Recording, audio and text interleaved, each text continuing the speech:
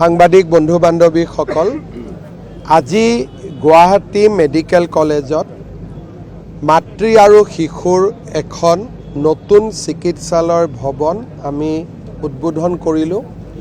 832 গৰাকী ৰোগী এই নতুন ভৱনত চিকিৎসা ল'ব পাৰিব আৰু সম্পূৰ্ণ আধুনিক সুবিধাৰে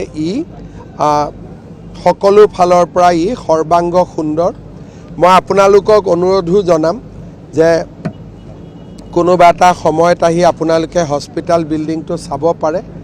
খুব সম্ভৱ উত্তৰ পূব বা পূৰ্ব ভাৰতৰ কোনো প্ৰাইভেট হস্পিটেলতো ইমান ভাল সুবিধা নাই যি আমাৰ এই চিকিৎসালয়খনত কৰা হৈছে। দ্বিতীয়তে, গুৱাহাটী মেডিকেল কলেজৰ পুৰণা বিল্ডিংটো আমি পৰ্যায়ক্ৰমে ভাঙি দিম আৰু তাত এখন 3000 বিচনাযুক্ত নতুন হস্পিটেল নিৰ্মাণ হ'ব। আজি প্ৰায় 2500 কোটি টকাৰে আমি নিৰ্মাণ কৰিব ওলোৱা গুৱাহাটী মেডিকেল কলেজৰ নতুন ভৱনৰ আমি ভূমি পূজন কৰিলোঁ।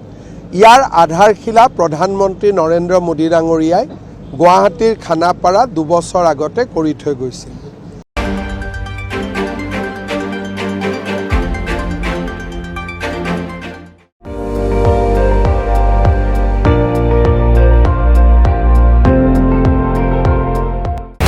আপুনি চাই আছে ND24, সৰ্বশ্ৰেষ্ঠ নহয় সৰ্বোত্তমৰ দৌৰত।